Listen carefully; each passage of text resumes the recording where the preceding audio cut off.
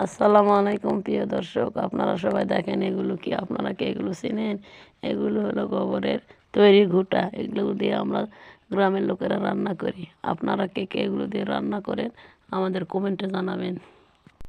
কমেন্টে আমাদের জানাবেন এবং লাইক সাবস্ক্রাইব করবেন, আমাদের পাশে থাকবেন। আল্লাহ হাফেজ।